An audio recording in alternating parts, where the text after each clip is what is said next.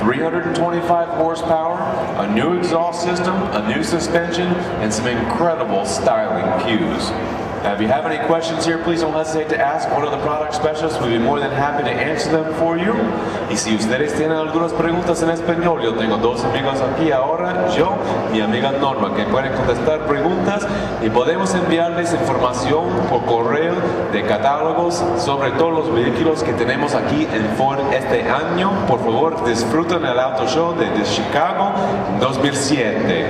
If you'd like us to send you a catalog on any of the vehicles that you see here, please don't hesitate to ask one of us. Enjoy the Chicago Auto Show for 2007. Hi, I'm here with Matt Davini, and Matt was just given the talk about the, now what is this car? This is actually the Shelby GT500. It is a limited production Mustang that we introduced for the 2007 model year and 2008 model year as well. Okay, and I'm curious about how you got involved in this. You bring two languages, a knowledge of cars, the ability to stand up in public, and you seem like you got it all together right now. I actually got extremely lucky. I was working in a restaurant after I graduated from college, but I participated in a lot of speech competitions and debate clubs when I was in college, so I enjoyed public speaking. And then when I graduated in 2001 and went looking for a career job. Couldn't find one, so I was stuck with the restaurant that I had been working in college, and happened to bump into my talent agent who came in for dinner one night and ordered a very particular meal and changed everything on the menu and then ordered a glass of wine. And the same lady came back about 2 weeks later, and I remembered her order down to the glass of wine, and she was impressed and asked me if I would like to try this. For the most part, a lot of actors and actresses go through a great deal of pain to fly to Detroit and audition for the different talent companies that employ product specialists, which is what our title is, and it takes usually quite a bit of effort to get involved. I got extremely lucky. What was the key to getting hired then? What was it about what you had that you think got yourself hired to do this? I think just overall presence helped out. There's definitely a look involved. I'm by no means a runway model or anything, but I think that having a certain look to you is what they look for, what the agent or the company is looking for. You have to be presentable, you have to be well spoken, you need to be able to interact with people, you need to be able to get up on a stage in front of people and give presentations. I had the benefit of participating, like I said, in debate clubs and in public speech contests when I was in middle school and high school. I participated in those quite a bit, so I enjoyed that. And actually graduated from college hoping that there was some kind of industry for that, and then actually giving up on that hope and just running into it randomly 3 years later. So I got extremely lucky.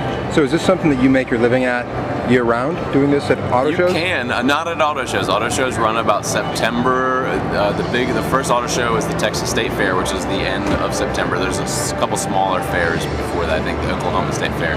But the Texas State Fair is the kickoff to the auto show season, and then it's followed up by some shows in the fall in places like Anaheim, California, and where else do we have? Miami, and then around Thanksgiving there's quite a few. Christmas has the San Diego Auto Show, and then Indianapolis, and then the big kicker is Detroit, which starts the second week of January pretty much every year, and then we're extremely busy until April 15th. So essentially we work pretty hardcore from January 1st until April 15th, so we're kind of like accountants. Okay, and the reverse though. So do you come here on behalf of the same company all the time, or do you work for different car companies?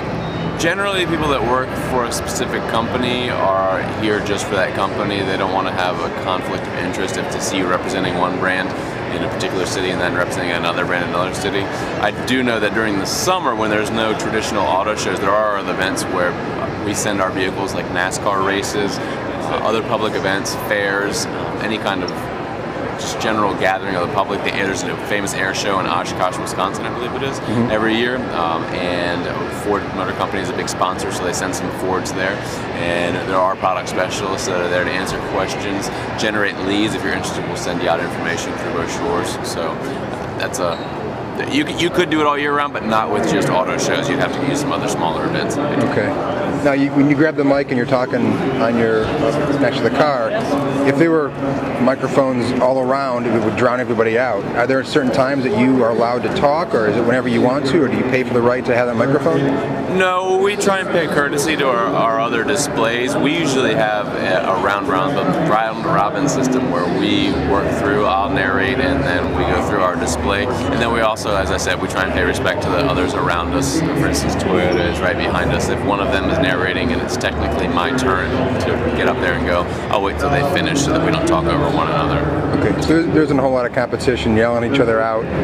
No, there's not. We try and be pretty fair. Okay. When you're giving your talk, is that a set speech, or are you improvising? Are you changing it up a little bit throughout the week?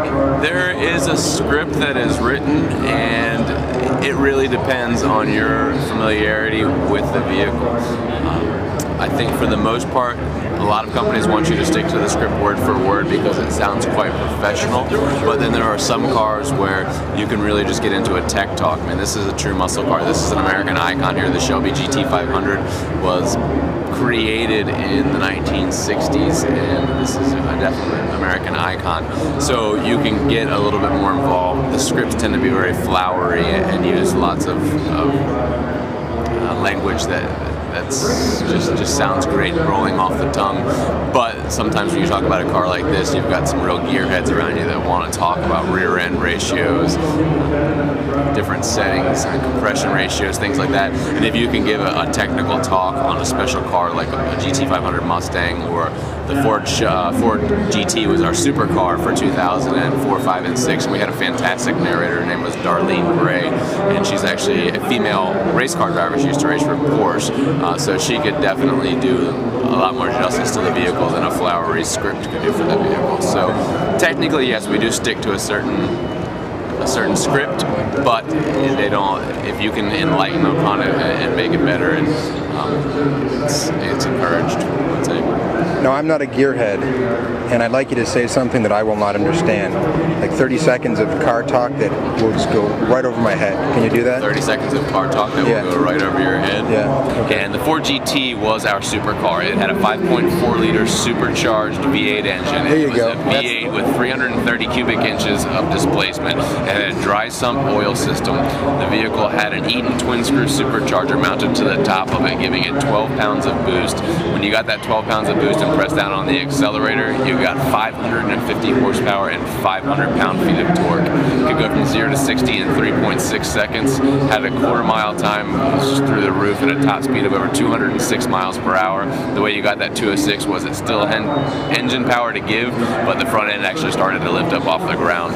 Had an amazing transmission on it. It was a Ricardo 6-speed transmission. It had huge brakes, Brembo brakes that were cross-drilled and ventilated. I believe they were 15 inches up front and 13 inches in the rear.